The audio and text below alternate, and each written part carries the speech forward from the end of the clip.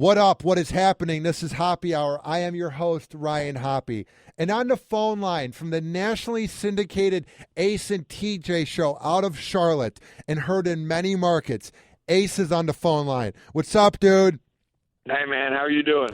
I'm doing great, man. I first met you in 2013 right in the morning show boot camp at the Renaissance Hotel.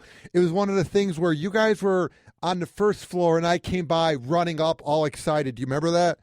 Yeah, absolutely. I remember that. I absolutely remember that. We were very flattered because you were. It's nice anytime to meet somebody who says, "I want to learn about radio. I want to know about radio." It reminds me of what I was like, when I was 17, 18, 19, just trying to get started in the business. That just a couple years ago. Now, when I was 17, 18, or 19, but absolutely, and I've spoken of you many times, including on our show, that your passion for what it is that we do and for this business that so few people have a passion for anymore is one of those things that I pull from time to time. That's why I follow you on Instagram and Twitter and follow Hoppy Hour, because it's kind of that thing that reminds me, hey, you got to keep working, you got to keep working, you got to keep working. How did you find your passion? How did you get into radio? Because for me, I listened to talk radio, like Opie and Anthony, Howard, and those guys influenced me. What made you want to get into radio? It started as just kind of confusion more than anything else. I was in high school and loved music, but had always been the guy at the school that was the guy that would give the speech or get up in front of the school and do the skit or whatever. Was always kind of an entertainer. And a girl that I knew, we went to a radio station, one of my two favorite radio stations in my hometown. I grew up in a little town called Pineville, Louisiana. It's a sister city to Alexandria, Louisiana, which now is market 220, I believe, or 224 in radio. A town of about 60,000 people, Alexandria was. And we go to this, she had to go drop something off to her cousin on our way out on a Friday night. Her cousin happened to be my favorite afternoon drive DJ in town. His name was Hollywood Harrison, who later went on to be my first part-time and full-time radio boss, and is still a very dear friend. And I was a senior in high school, and we walked into the radio studio, and it just was mesmerizing. From the moment I walked in, it was everything I had ever thought it was, and even cooler. And it looked cool, it felt cool, it sounded cool, the people were cool, everything about it was fantastic. And so when I went to college, they had a college radio station there, and that's where I first got to just try to figure out what it was that I wanted to do on the radio, just through trial and error and through some of the classes that I was taking at the journalism major.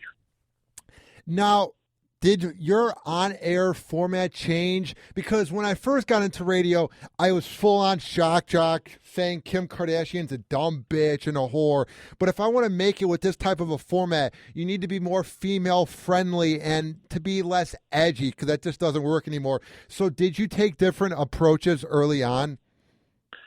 Sure. Now, what's interesting is, yes, but with the same concept, and I'll try to explain that we've always done essentially female appeal radio. Yeah. I am interested in and find it interesting as two guys, me and TJ, my partner, having the chance to speak to women while still being guys, I find, for me personally, more interesting. There are a lot of things that I hear male shows do that I think, man, I wish we could do that, because I love that kind of radio. But from what excites me or inspires me a lot on the radio is being able to be two guys, being ourselves, and I guess it's almost like feeling as if you're attracting women to listen to you. If that's in a weird, I don't know, subliminal kind of way, it's like, hey, we're attracting all these women to come listen to us on the radio by being ourselves. My parents were divorced, grew up with my mom, who was a school teacher, had an interesting insight into, that type of life and the female mind a little bit.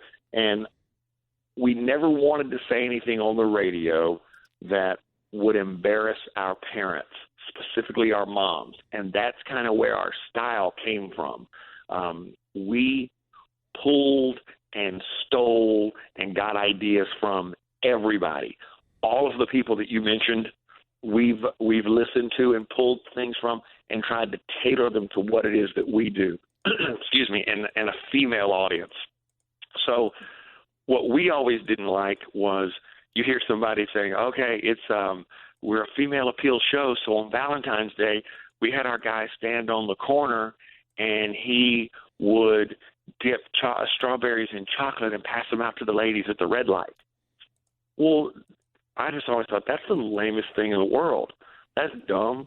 So what we'll do is maybe we had to do a thing every year where we have a deal with Sherry's Berries, if it's okay to say them, and we have guys call and tell us what they have done to screw up, and we take 3 contestants, and then we'll pick the guy that wins. Well, that's just as appealing, more so appealing to a woman because there's some emotion involved in that. They can play along at home too. So we're 2 guys who go on the radio, and yes, our approach has changed a lot through the years, mainly because of People Meter. The advent of the People Meter forced us to change our show a great deal and speed it up a little bit. But from the basic standpoint of 2 guys talking to women while still being guys, it hasn't changed all that much. If that answer made any sense at all, I have no idea. Oh, no, it makes perfect sense. So how did you guys have to change the show like around 10 years ago when the PPM thing came around? Like, I know you guys have to play more music, but how nerve-wracking was it when you're like, oh, crap, I have to change the show now? It was very tough because we had a really successful thing going. We wrote a pretty great run in Charlotte and in the markets in our affiliate markets, and then suddenly it's like this whole thing has to change. And now it's not about what you do that people remember you doing. Now it's about pushing them for 5 more minutes or 7 more minutes or 8 more minutes to listen to the next break. Now it goes from being one thing that you do it great, make sure people remember it so they write it down, to I've just got to get you to listen to what we're going to do next. And the pace has to quicken. And you've got to change the way you tease. You got to change the way you set things up. You got to look at one element per break. So what we did was we went out and hired somebody, Randy Lane, who's an expert, and brought him in, sent him tapes of our show, had him listen to it, then brought him in, and for 2 days, he put our entire staff all at one time. We hired him at our own expense and he put us through a 2-day PPM boot camp, so to speak. And 6 months before the People Meter went into effect in Charlotte, which is where our show is based out of, we switched the format of our show to a People Meter format. Now, it hurt our ratings for those 6 months. But the moment the People Meter kicked in, we already had a show that we were doing that was set and ready to go because everybody knew that those 6 months, nobody really paid attention to the ratings. So the moment People Meter kicked in, we were the only show in town that already had our format locked in. We were gone. And it took off again. And it's been on a great run ever since. It's quite honestly, it's not as much fun as it was before. I enjoy the old format better. We were playing 1 or 2 songs an hour, and really just getting into things in a deep way. But now you can't do that as much. Now things have to move a little bit faster, and we play 4 or 5 songs an hour. And we're having fun. We're not having, I don't think, as much fun as we used to, but there's no time for that really anymore. Now, I can go on long rants, and I can be very outspoken, so I could work with a music format, but I feel like I would have to adjust my show. Now, for you guys, are you guys ever in the zone when you're having a great segment, and then it's weird when you have to cut it soon to play a song? Like, how hard can that be? Sure, it's always hard, but I think what we've tried to do is train ourselves of how do we look for the point where we can pause and pick it back up again if it's that good.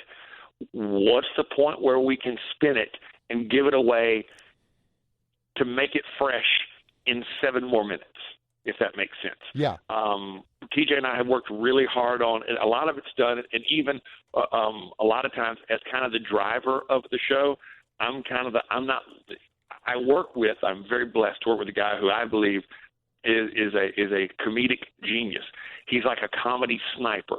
He's looking for that moment. He also can come up with, from a radio standpoint, the most creative, different, compelling pieces of radio that you've ever heard. I just have to get us to the points that he needs to get to, if that makes any sense. So a lot of times I'll just point out, hey, like that break needs to happen in 1 minute or in 30 seconds.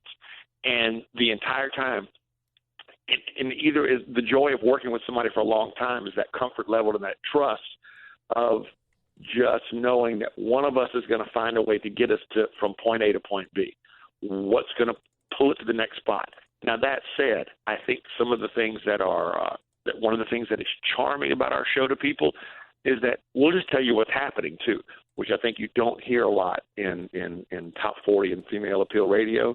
You know, sometimes just go, look, because of the stupid clock, I have to stop right now, and we've got to take this break or it's going to mess everything up.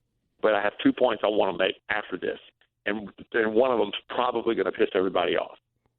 Or just maybe it just ends ago, and that's the end of that. I got to stop right now. Which I think the honesty a lot of times is charming instead of constantly trying to be, radio guy and push it forward. That's not what professional radio people would tell you to do, but it's worked for us, so it's okay. That's what I like about you guys is you guys are very unconventional, and it's more laid back. It's like how Opie and like Jimmy seem like two guys talking at the bar. That's how it seems with you guys, but it's more for females. So why do you think radio guys are so afraid to like take a chance and do a different type of a format? Because it seems like each market has those cliche shows with the prank calls and the top 40. Here's what's going on with Kim Kardashian. Why do you think people are afraid to take a risk? I think it's the same reason people are afraid to take a risk in life. They've seen a pattern. They've seen something that's successful. I'll just do that.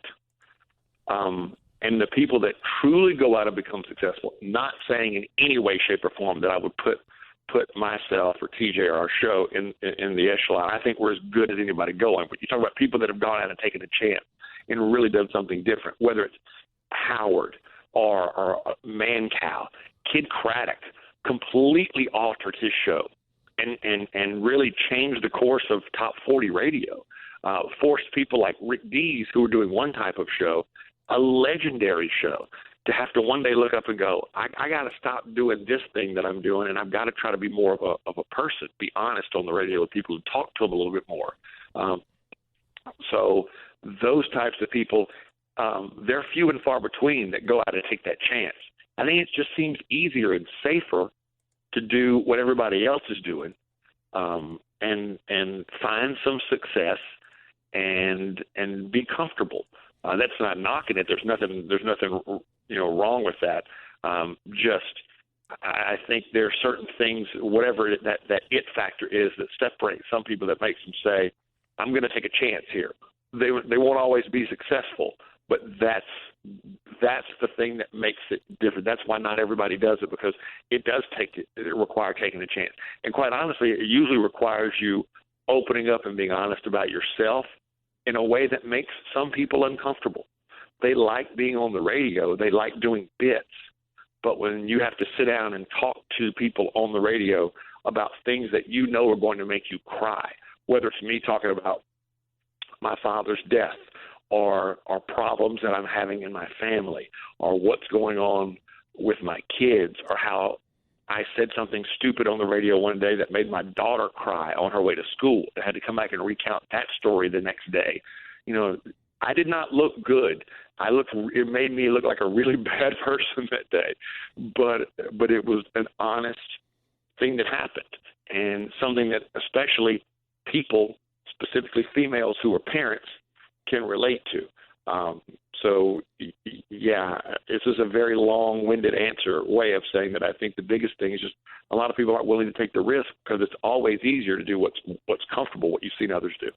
Now, since you guys are honest and you guys focus on doing a real show, have you and TJ ever had a fight on air?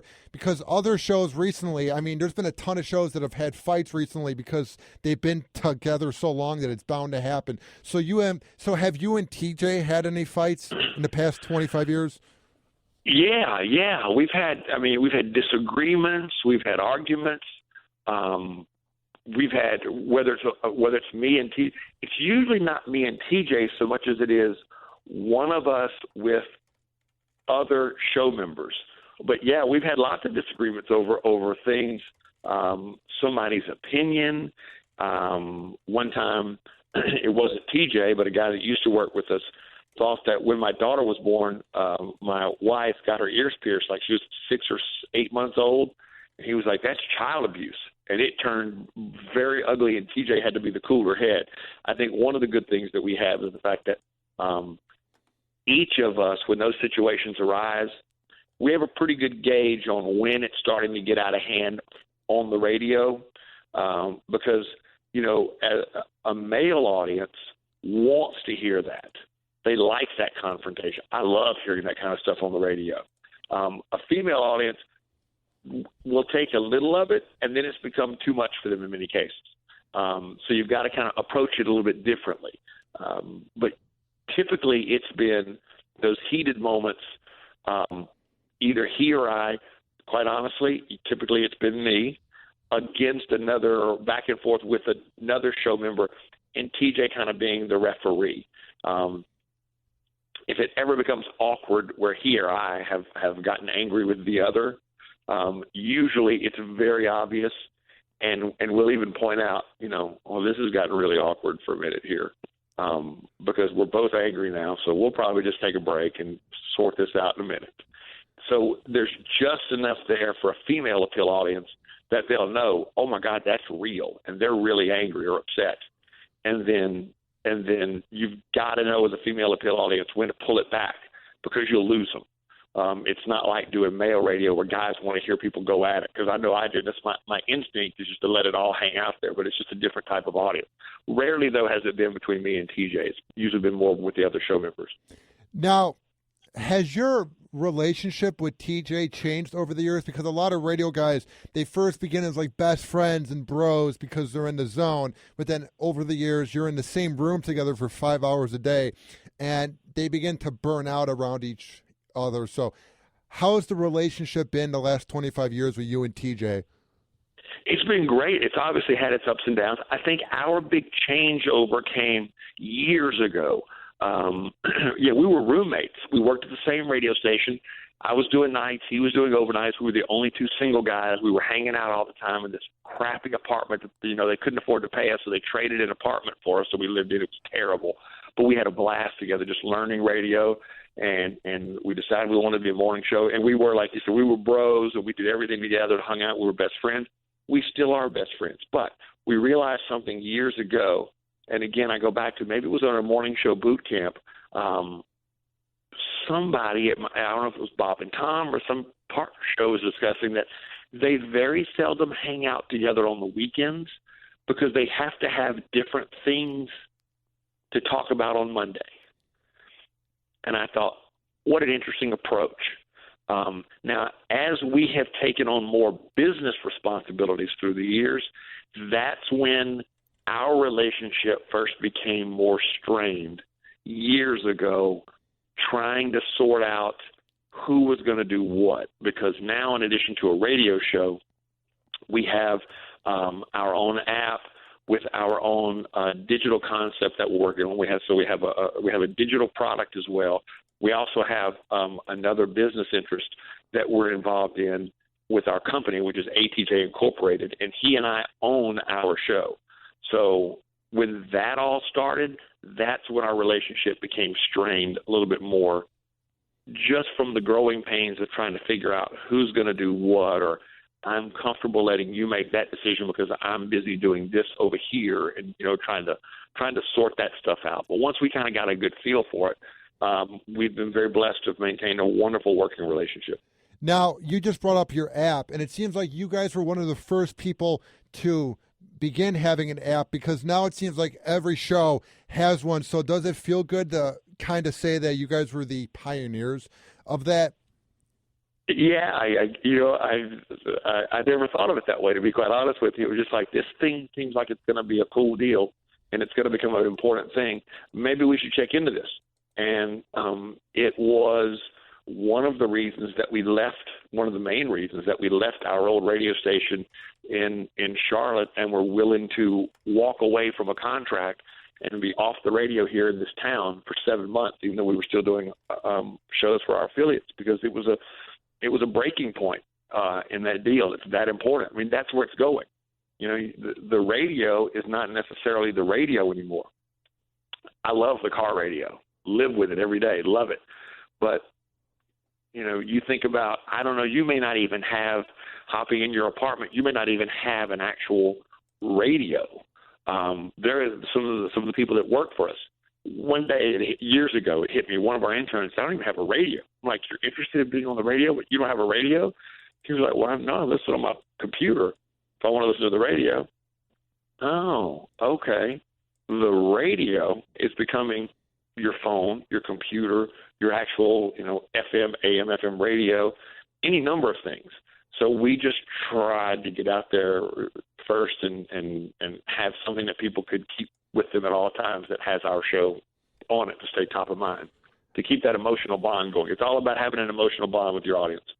Obviously, any show that's on the radio is good enough to be on the radio. But to me, that's what separates shows like yours and shows like the other ones that can't take a risk, because you have to be up to date with social media.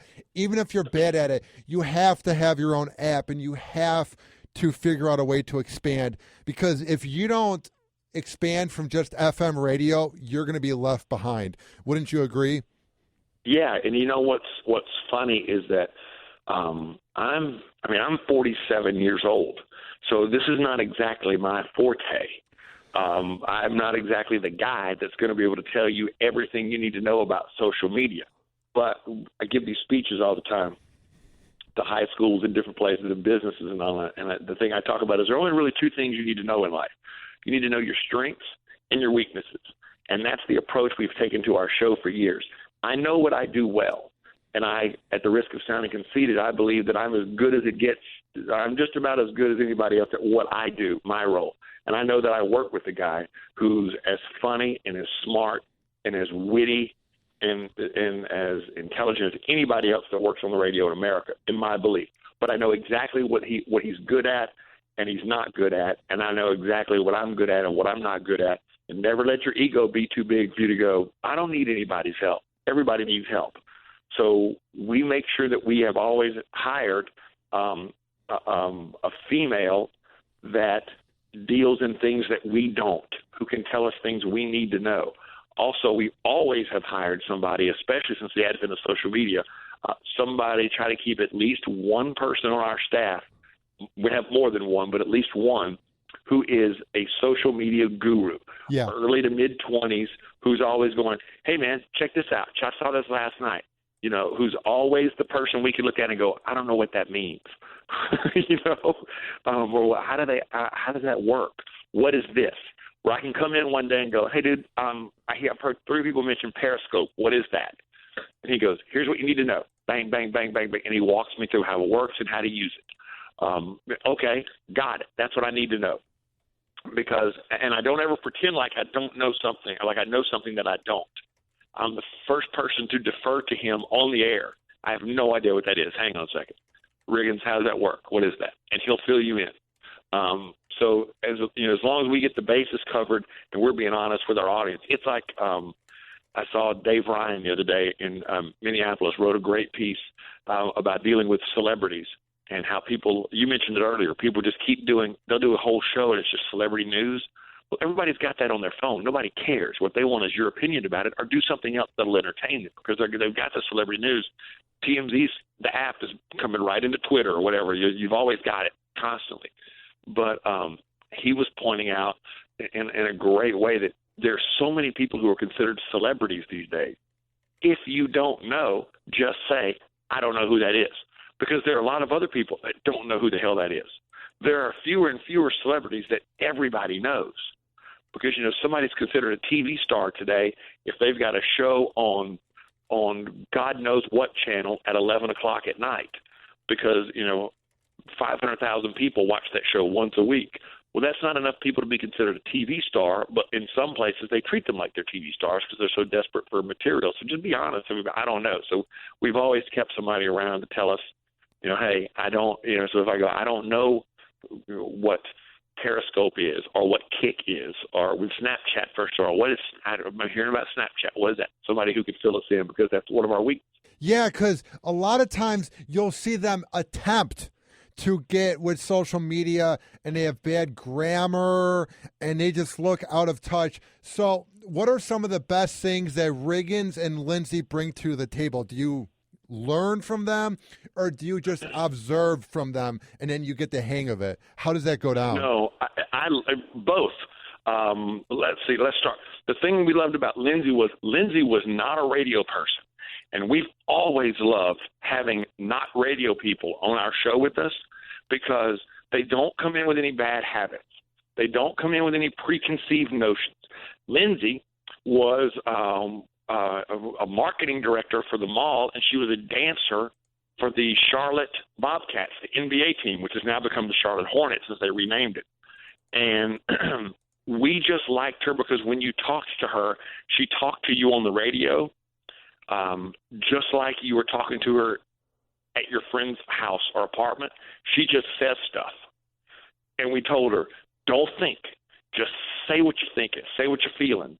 So, to give you an example, we had a girl that called and told us, I forgot what the situation was last week. Now, everybody in the room knows the girl's acting like a whore. But I really don't need to be the one to call her a whore, and TJ can't be the one to say it. As guys, because there's a whole different dynamic when you're dealing with women. And when Lindsay stepped up and said, well, first off, girl, you're kind of acting like a whore right now. And women applauded her. Thank God somebody finally said it. Well, if I had said it, they would have revolted at the fact that a guy just called this woman a whore. It would have sounded terrible. So she just goes. And that's the thing that we loved about her, was that she just says stuff without thinking. When it comes to Riggins, he is one of those rare people, much like yourself. He just has a passion for radio. He loves it. He actually grew up listening to our show, came in and interned when he was in college, and we kept trying to find reasons to keep him coming back and hanging around. He's a massive fan of Howard. Just like you, he's a fan of Opie and Anthony, and Opie and Jim. He was growing up a huge fan of our show. He's super smart and really tied into social media and those types of things. So he brings a completely different element. So I learn from him when it comes to social media, especially. But also, he is just talented enough that he can do. He's ready to do his own show. It's a matter of when he decides to get out there and go do it. Do you ever feel threatened when you have these young talents around you? Because a lot of people that have narcissism or don't feel the best about themselves, they would be afraid to bring in the young talent. So do you ever feel threatened by them? Or at the end of the day, you remember that it's the Ace and TJ show? No, we always tell them, look, we've never said, you can only talk twice an hour, or you can only do this, you can only do that. We brought them in because we want them to be funny. But I tell everybody up front, hey, look, this is what you love. This is what you want to do. Your goal should not be to be here more than a couple years, because we want you to go out and do your own thing. We want you to get good enough here to go out and do your own show and take off. Because I'm like, hey, somebody did it for me. I want to be the guy that helps you. What do you need? What are you missing? Hey, do you know why we did it that way? Trying to teach them early on and help them improve, because I just love it. No, I'm not. I don't fear somebody coming in and deciding I'm going to take over. If that happens, that happens, and it means, I'm not working hard enough. So that's on me, not them. Good for them. We want people to come in, spread their wings, and be successful. And we've had some people that we've worked with that have gone on to do some great things, both in Charlotte and in other places in the industry. and we're super proud of them and still very friendly with all of them and love the fact that they're doing it. Now, you're super proud of them, and they didn't burn a bridge with you, and you guys are friends with the people that went on to do other things. But is it ever weird when you see your rivals around town in Charlotte or maybe at a radio conference? Or at the end of the day, is it not really a radio war? You know what? I've always likened it to professional sports. You see at the end of a game all of the people who play on the field in an NFL game. They try to tear each other's heads off during the game. When the game is over, everybody shakes hands. Hey, man, good to see you, blah, blah, blah, blah, blah. And they go about their business. Even with our own building, when we first came over in Charlotte to Channel 96.1 where we are now, the very first meeting we had with them, we told them, hey, look, first and foremost, our job is to be the best show in the building, because that gives us some stroke here in the building. We've got a guy down the hall from us, Paul Shadd, who is in the Country Radio Hall of Fame, the Country Music Hall of Fame. He has his own parking spot with a sign on it saying Country Music Hall of Fame only parking or whatever. And he deserves every bit of it. He's a great guy. And we see him in the hallway and talk to him all the time and love him. But, between the hours of 6 and 10, we came in here to waste you. And it eats at me every time a ratings come out and if they've had an upswing and they're doing country music, so they're kind of it's the dominant musical force in our area. But we've only got. I mean, there are always a few people that you'll encounter that decide their way to go about doing it is you're going to run around and badmouth people, or they've done something from a business standpoint. So you're not friendly with everybody, but there are very, very few people through the years that we've had a big beef with. Now, would you say, you just said that you want to be the best there in the building? Does that ego ever get too big, or do you always remember that it's just radio? Because for me, I won Best Local Podcast in September, and it got to my head a little bit, but then I have to remember that it's just a podcast in Tampa Bay. So is there ever a moment where you get humbled out? Sure, I think every day, because I can't even listen to, if I listen to us driving in the morning, because our 5 to 6 hour, they will replay 3 things that we've done from the previous day, and I find that if I listen to it, that's all the humbling that I need, because I can pick that apart and decide by the time I get to the building, we are the worst radio show in America, that I sucked, and that was horrible, and we've got to be better today than yesterday. I don't know. That's just always been my mentality. I think it's always been, TJ's mentality as well, is that, anytime we think we're getting, a little bit really good, and I think I compare it a lot to thinking like, anytime I think we're superstars, which I really never have, but you think, we're getting to be something. Well, you know what? We're not Howard. We haven't had nearly the success that a Mancow has enjoyed. We don't have the success that a Kid Craddock has had. Totally different situations, different age groups, and radio is obviously a much different place than it was when they came up. But there's always something there to remind you, hey, you got a lot more work to do left. So yeah, that absolutely keeps us humble and hungry. But at the same time, so many radio people that aren't in the top 25 market would love to have your career being together with TJ for 25 years and would love to be syndicated and love to be in a town like Charlotte. So does that ever make you feel good that at the end of the day, it's like you have it pretty good in radio? Hey, I can write. Yes, absolutely. I grew up in a town of 16,000 people in central Louisiana, and radio has allowed me the opportunity to go all over the world. Literally, we got to go to the Olympics in 2000 with Coca-Cola. I got a trip to Sydney, Australia, all expenses paid. It was phenomenal. I'm a huge sports fan, and radio has afforded me the opportunity to have a lifestyle where I've gotten to go see things like, taking my son to WrestleMania a couple of years ago and going to national championship football games and backstage at concerts, things I never thought I would get to do in my life. So, my love for the business is absolutely runs very, very deep, because it has afforded me some wonderful opportunities in life. So we are extremely blessed. But by the same token, I also feel that we were raised in such a way that for all your, to be thankful for your blessings. And it comes from the fact that TJ and I are both Christians growing up, that your responsibility is also to help those less fortunate than yourself. So I think part of what's kept us humble, and the thing that we love so much, is our charity work, like things like we have our own charity called Ace and TJ's Green Kids. And every October we take kids from around the country who are terminally ill and chronically disabled to Disney World for an all-expenses-paid trip with their families. So those types of things turn out to be the most important. Not only are they humbling, but they also make us thankful for the opportunity that we have, because were we not in a market the size of Charlotte and had these other stations that our show is on, we wouldn't have the opportunity to do this every year. And it is easily the most fulfilling thing that we do. So we're just thankful for our blessings. What are some of the most real moments from Ace and TJ's Kids, your charity? What are some moments that come to your head where it was just so special? I'll never get through this without crying, because I've told this story now for 15 years. It makes me cry every time. Very first trip we ever took, there was a father who one afternoon, he and his son just kind of disappeared for a while. Now, we don't spend every hour of the day. It's their family vacation. So every day we have a time frame where we take them around and do certain things as a group, and they get very special treatment the entire trip. But then after that, they just kind of disappeared, and we saw their mom. She's like, I haven't seen them. I'm not sure what happened to them.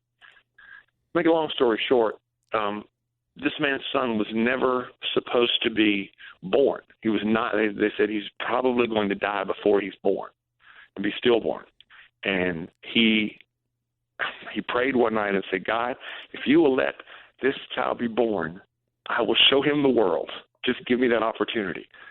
So first year, they slip away, and he took his son, and they went to Epcot, to the part of Epcot, where you go. If you've been to Epcot at Disney World, you can go around the world, because there's Mexico and Germany and China and all these countries that are represented. And he fulfilled his promise that he would take his son around the world. It's the best he could do, because his son couldn't really travel all that well. He would never actually have the opportunity, because he knew they were living on borrowed time. And before the young man, right after he was 8 years old, his son died, literally about a year and a half after his trip with Ace and TJ's Green Kids. But he got to live that promise of showing his son the world. We've had so many things like that through the years. Children who have stood up for the very first time in their life under their own power, because they were on the It's a Small World ride. We've had families who come to us every year and say, we did not know our child could do this much. In the very first year, the best explanation I've ever gotten for it, one of the caregivers came over who was there with a family, because if they have a nurse or a caregiver that they have to bring that person with them as well. And he said to us, I just want you to understand what's happened here. He said, these children live in a world that is a black and white television. It's a small black and white 13-inch screen. And what you have actually shown them this weekend is that the world is actually a massive 3D color IMAX screen.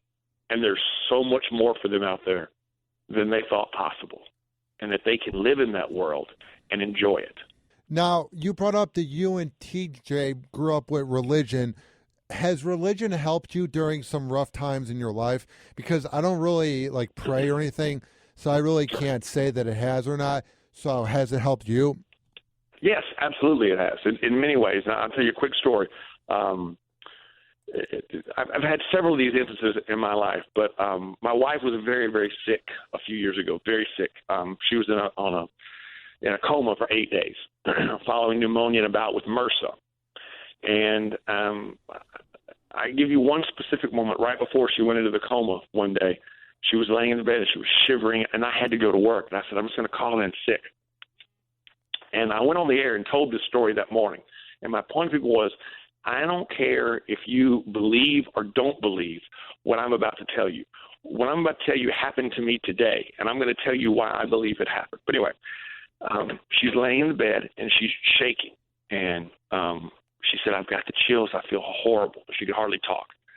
And I said, well, I'm going to call in sick. She goes, no, go to work. I'll be fine. I'll be okay. If I really get bad, I'll call the next door neighbor, because the next door neighbors have been very helpful.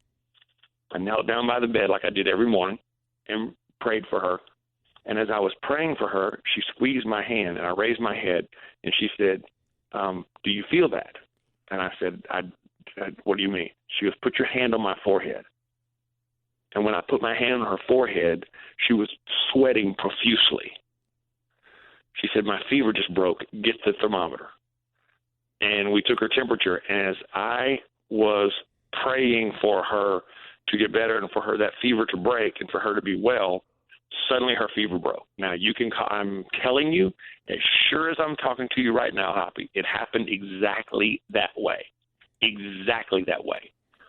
And you talk about living your life on the radio. I told that story on the radio that morning and cried profusely telling it on the air.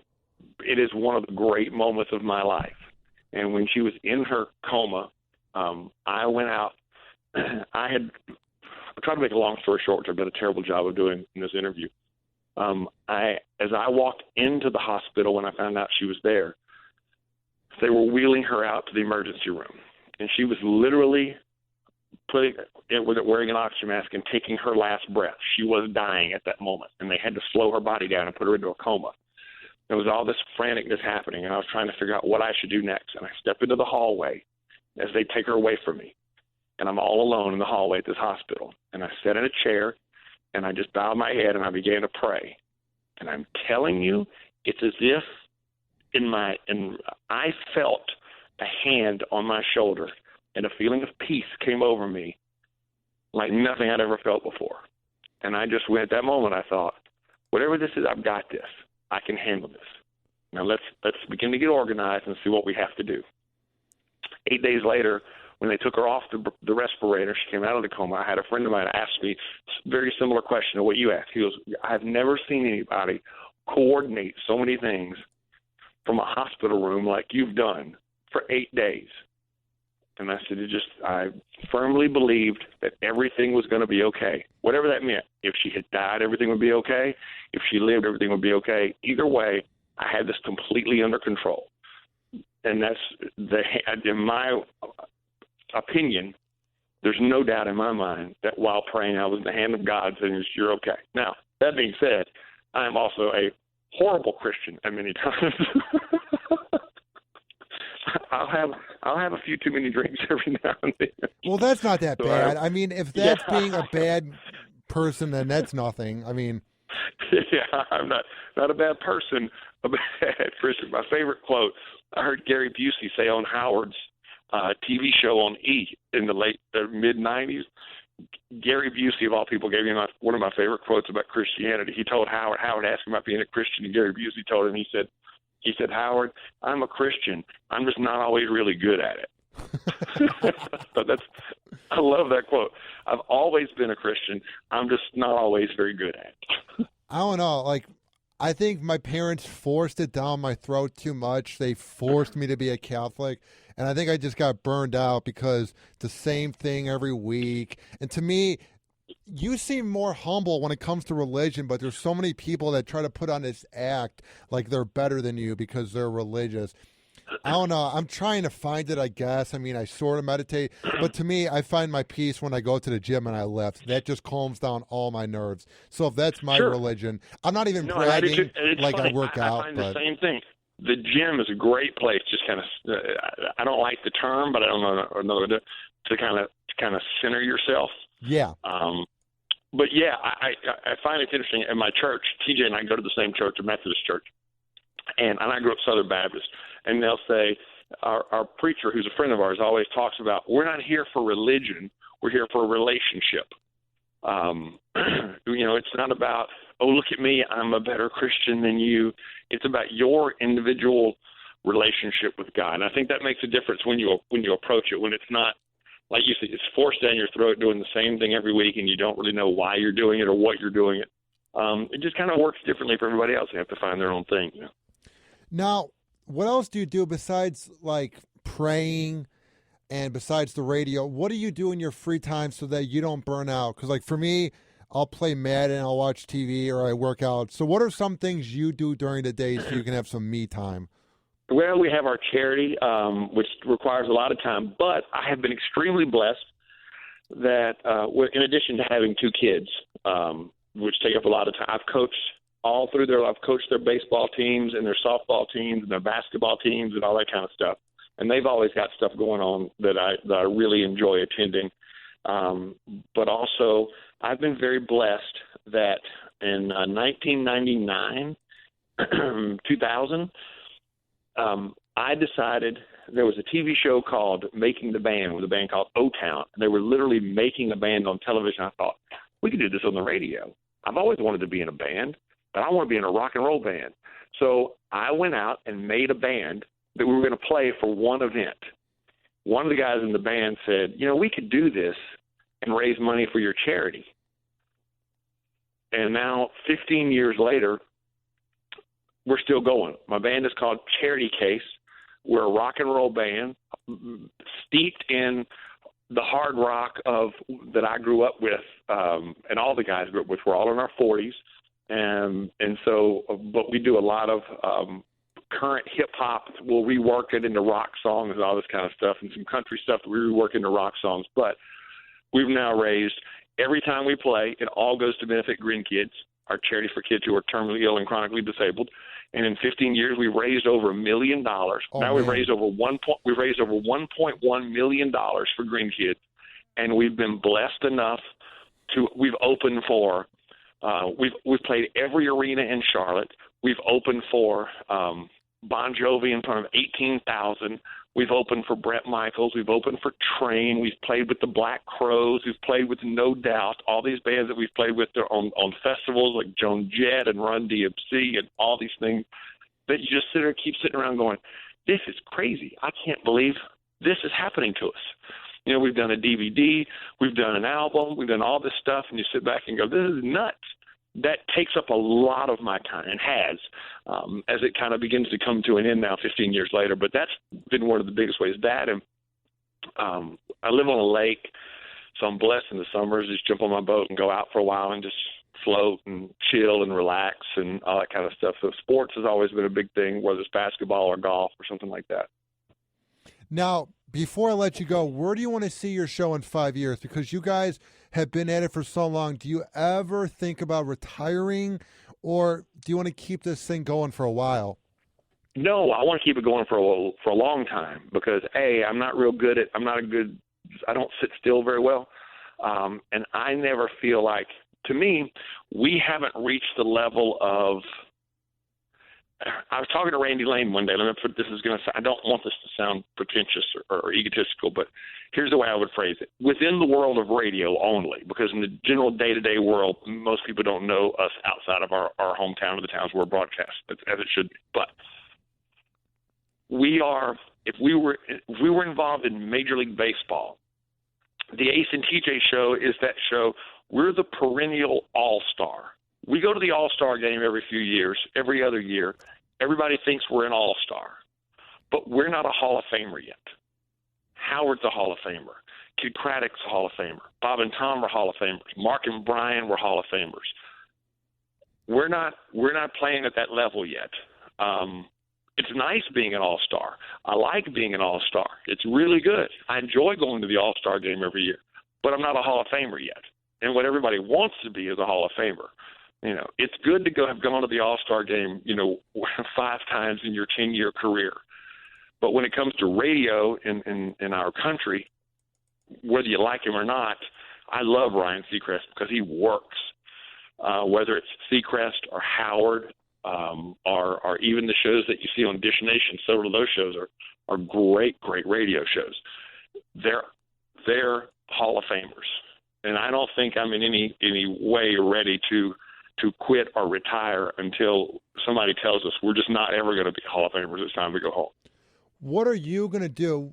What is the idea in your head that you have so that you guys will be Hall of Famers, so that you guys will be all-time greats? I don't know. I mean, I think any radio person, I would love to hear our show syndicated all over the country. And I would love to, be on TV with our radio show on TV or whatever. I mean, you look at growing up watching The Adventures of Mark and Brian when it was on NBC, or Howard's got his own show. Mancow's had his own show. Those types of things. I have no TV aspirations, but I want our radio show to be big enough that people would want to see it on TV in some fashion, if that makes any sense. Yeah. The other thing, though, that I think where we're headed more is from the standpoint of changing how radio talent sets itself up going forward. And I think that's, if we're going to become Hall of Famers, it'll become not so much from the growth, because I don't expect our show to explode to 100 radio stations around the country all of a sudden. But we do have an idea and a product that we've been talking to radio people about for a decade that we've worked on it, getting everybody set up where radio shows can control their own destiny a lot more and create more income for themselves and tie themselves into their companies even more than they have before by creating new revenue streams. And that's probably what will do it more than anything else, I think. Now, before I let you go, where can people find your show? You can go to, the easiest way is to download our app. Just search for the Ace and TJ button or the radio button, but the Ace and TJ button is the easiest thing to do. You can download our app right there, or go to acetj.com, acetj.com, or if you want to find us on any of our social media at the Ace TJ Show, or on Facebook, it's the Ace TJ Show. You can find us all the time, anywhere. But yeah, download our app. We do a radio show every day. Then after that, we do something called More Show After the Show, which is 30 minutes live, Monday through Friday, which is much more like our old show used to be. We're just sitting around talking more. It's much more, the language is much different, stuff we would never say or do on the radio. And then each one of us individually does a show after that every day. Then we have a bunch of different things that happen throughout the course of the day, plus a rerun of our radio show. So there's all kinds of stuff that happens. And we're always looking for new people who are doing, podcasts or whatever, who might have an interest in teaming up. Well, dude, keep up the good work, man. I respect what you do, and I appreciate all the advice you've given me and how you've had my back during some down times. So it's been a lot of fun having you on the show. Hey, man, it's been my pleasure. I feel like I've talked way too much in answering your questions. But so everybody knows, you are, and I've said this before, and I've talked about you on my individual show on our app before. I find you to be really an inspiration because you remind me of what is special and what it was like when I first started out and how much you love radio. Reminds me of how much I loved radio and still do. And so I not only thank you for having me on, but thank you for letting me kind of just hang around and feed off that energy a little bit. Well, that is very flattering, and I'm honored. So have a good night, man, and let's keep in touch. Take care, man. Talk to you soon. Okay, bye. And that was Ace from the Ace and TJ show that is heard in Charlotte. And there's a lot of people on radio that I look up to. There's a lot of people that have done great things for me. But what I love about Ace and TJ is they have an edgy show enough where women can appreciate it and they don't rely on fake, hacky bits. And the other thing I love is that they're up to date with social media. They're up to date with mobile apps. And I respect how a lot of guys, when they reach their late 40s or early 50s, they kind of give up on radio. And they're like, and they begin to cash it in. Ace and TJ want to be Hall of Famers, and I really respect that. And that just motivated me because I want to be an Ace and TJ. I want to be a Bob and Tom or Howard or Opie and Jimmy or an Anthony. I want to be that name where you know about me in radio. So it's an honor that guys like Ace have my back and give me advice. And if you're an Ace and TJ fan and you want to hear more of Happy Hour, this show, download my app. I have one just like Ace and TJ, so you can listen to them, listen to me. It works out in the end. Go to the iPhone or Google Play Shop, search up Happy Radio, and you can hear all 61 of my interviews since July when I began the show. And you can listen live when I do the show via Spreaker. And also, tweet at me, at Ryan Hoppy Radio, and check out my new website, RyanHoppyRadio.com. This has been Happy Hour. I am your host, Ryan Hoppy, saying peace out. Happy Hour. Happy Hour.